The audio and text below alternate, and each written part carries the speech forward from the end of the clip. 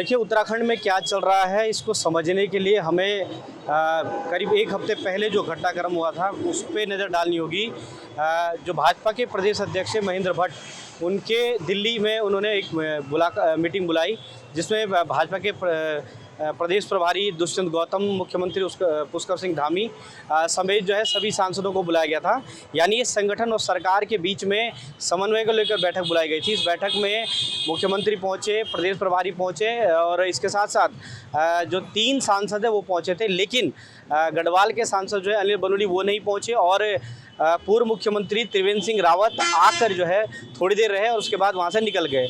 इसके बाद ये जो कह सकते हैं कि इस तरह के जो अटकलें थी वो शुरू हो गई कि जो त्रिवेंद्र सिंह रावत हैं वो नाराज़ चल रहे हैं सरकार से। और इसके आगे जो हुआ उसमें त्रिवेंद्र सिंह रावत ने पूर्व मुख्यमंत्री विजय बहुगुणा और उसके बाद जो है देहरादून में पूर्व मुख्यमंत्री निशंक जो है रमेश पोखरियाल निशंक, उनसे भी मुलाकात की और इसकी बाकायदा जो है उनके सोशल मीडिया पर फोटो भी जारी की गई।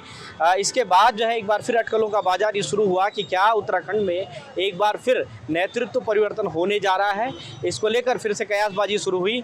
इस बीच हम आपको एक और घटनाक्रम बता दें, मुख्यमंत्री पुष्कर सिंह धामी से मिलने लगातार जो है विधायक जो है वो पहुँचे और देहरादून में ये मीटिंग लगातार होती रही। और इस बीच कुछ विधायक ऐसे भी हैं जिनमें एक रायपुर के विधायक उमेश शर्मा काऊ हैं और दूसरे विधायक जो हैं अरविंद पांडे हैं जो कि उधम सिंह नगर से आते हैं, गदरपुर की सीट से। उन्होंने दिल्ली में अमित शाह से मुलाकात की है और जब देहरादून में उनसे मीडिया ने बातचीत की तो उसके बाद ये बात निकल कर सामने आई कि क्या वो सरकार से नाराज़ हैं। इस तरह की बातें सामने आई। अब जो नया सियासी घटनाक्रम हुआ है वो बृहस्पतिवार देर रात को यानी कल जो है एक बड़ा जो घटनाक्रम हुआ है उसमें मुख्यमंत्री पुष्कर सिंह धामी जो है वो पूर्व मुख्यमंत्री, पूर्व राज्यपाल और भाजपा के बड़े नेता जो है भगत सिंह कोश्यारी, उनसे मिलने पहुंचे और इस मुलाकात के अपने एक नए मायने तलाशे जा रहे हैं, क्योंकि भगत सिंह कोश्यारी जो है उत्तराखंड की राजनीति में एक बड़ा चेहरा है। उनके केंद्रीय नेतृत्व से लेकर यहाँ उत्तराखंड की जो सियासत है उसमें काफ़ी उनका एक बड़ा कह सकते हैं कि उनकी बड़ी दखलंदाजी इस पूरे मामले में रहती है हमेशा।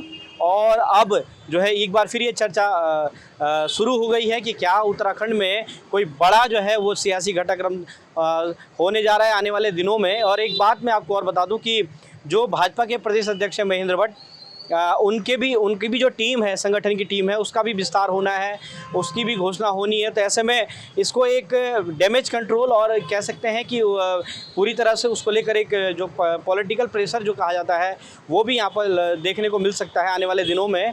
लेकिन जो बात ये चल रही है कि नेतृत्व परिवर्तन क्या हो सकता है, इसको लेकर भी कई तरह की कयासबाजी, कई धड़े इसमें सामने आ रहे हैं जो कि इसका समर्थन कर रहे हैं और कुछ लोग इसका विरोध भी कर रहे हैं। अब आने वाले दिनों में इसको लेकर ये भी देखना दिलचस्प होगा कि जो महेंद्र भट्ट हैं उनकी टीम की घोषणा कब होती है, उसमें क्या संतुलन बनाया जाता है और उसके बाद मंत्रिमंडल का विस्तार कब तक होता है, क्योंकि श्राद्ध पक्ष शुरू होने वाला है। 5 तारीख के बाद जो है मंत्रिमंडल विस्तार, जो भाजपा का अभी तक जो है इतिहास रहा है उसमें ये माना जा सकता है कि 5 तारीख के बाद जो है श्राद्ध पक्ष तक मंत्रिमंडल का विस्तार नहीं होगा। और अगर उससे पहले कोई सियासी घटनाक्रम होता है तो उस पर भी वन इंडिया हिंदी की नज़र रहेगी। देहरादून से वन इंडिया के लिए पवन Nautiyal. Subscribe to One India and never miss an update. Download the One India app now.